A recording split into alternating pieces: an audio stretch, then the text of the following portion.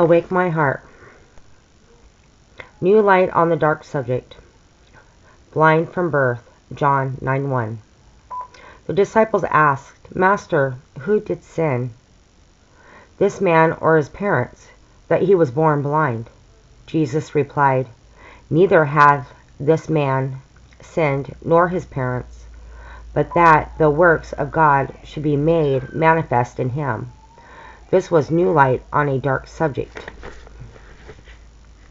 The disciples held the common view that every such evil was the direct penalty of sin, a notion as old as the philosophizings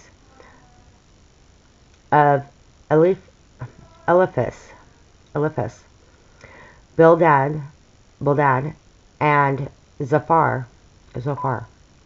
In one brief comment, our Lord tears away this veil of error and sheds a transfiguration light on bodily affliction.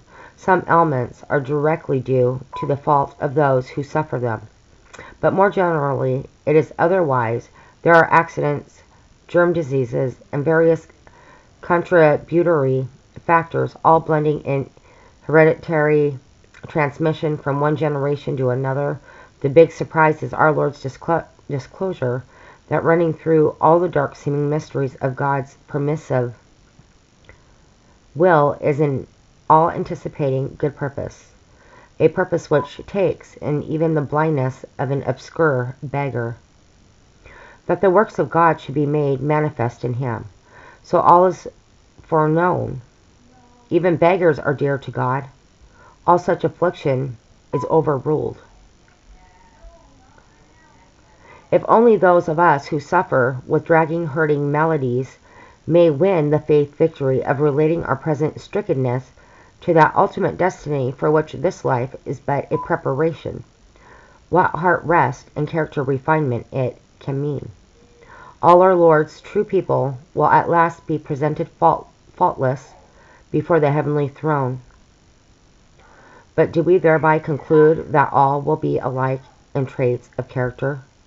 No. Experiences of this present life affect in our character something which persists in the beyond. It may well be that the hardest suffering here is leading to the highest ministry there. Mrs. Martha Snell Nicholson, after years of painful illness, tells a big secret in her little book, Wings and Sky. In far-off lands is a pathetic thing. A child is being trained to be a king. His teacher, looking far ahead, can see what things a king will need to know. So he must put his cherished toys away and study when he longs to run and play.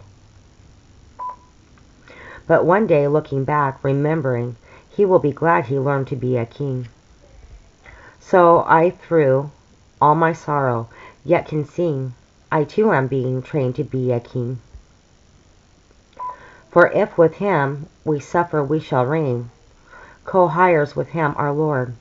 I need this pain, and fit am I, unlearned and knowing not of how to reign, and so I must be taught. And if because of this my blindness here, it sometimes seems that kingly lore comes dear, yet well I know the blessed day will come, when I, from pain and sorrow free, at home at last will be so glad that God would deign so patiently to teach me how to reign.